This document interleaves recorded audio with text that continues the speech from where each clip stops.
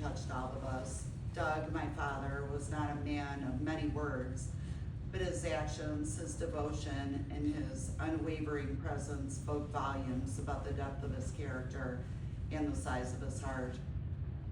Dad's quiet strength was the foundation of our family for 51 years of marriage to my mother. He showed us love isn't about grand gestures or flowery words.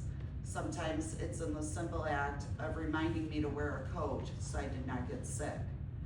There was his persistent nudging to get my tires rotated or an oil change, or always, and I mean always, telling me to lock my doors.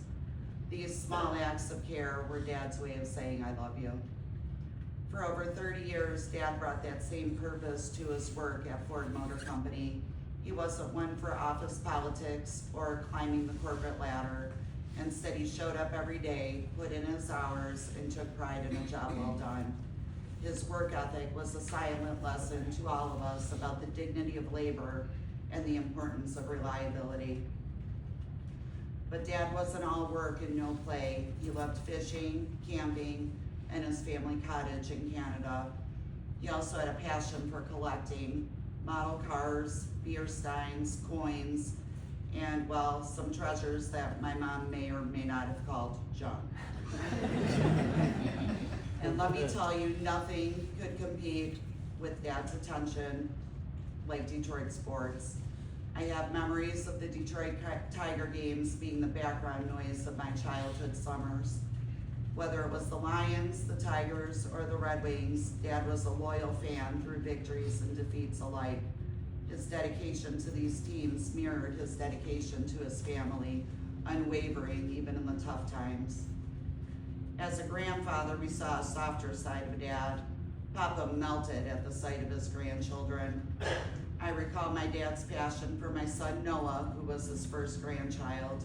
He could not get enough of him and took in his every move.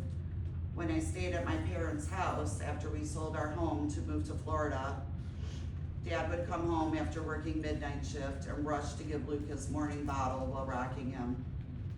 Papa was the only one who could get a cranky Luke to go to sleep. My dad was also very well known for his trademark mustache. When my daughter Avery was a toddler, she was afraid of his mustache and would point at it and say, "Bug, bug." He shaved off his mustache for her, but she was still afraid of him because she didn't recognize him.